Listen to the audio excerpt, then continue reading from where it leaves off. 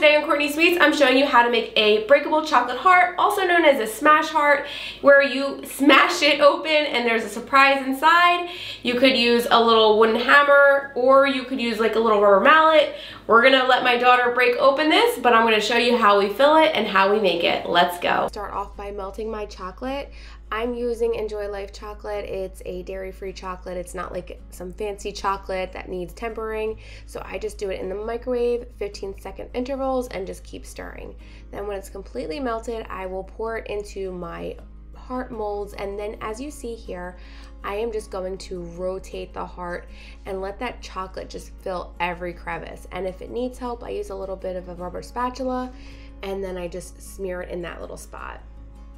Now I'm gonna let that set in the freezer for about 10 to 15 minutes, and then I'm gonna get started on my little letters that I'm using white chocolate as well. This is Enjoy Life.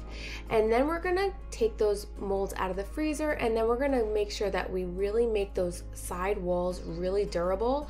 You could do the whole heart, or you could just do this upper side. This is where it's gonna really be fragile. It gets very thin on the side. So you can do this, the sides, or you can do the whole entire heart if you like. It's personal preference. And then to take it off, we're just gonna gently peel it away. You don't want to damage the heart, but again, we did 2 layers, so it should be pretty durable. I like to put my hand underneath and then just pull it right off the top, and then it should come out as easy as that.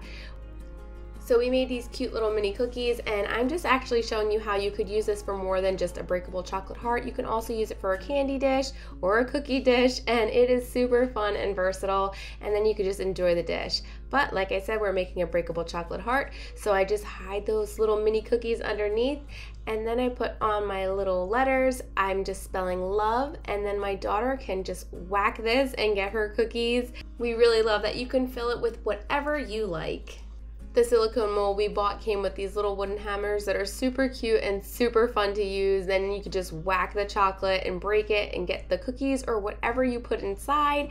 And look, those cookies are so soft and delicious. We hope you guys enjoy this recipe. Be sure to like, share, and subscribe, and we'll see you soon with another delicious recipe.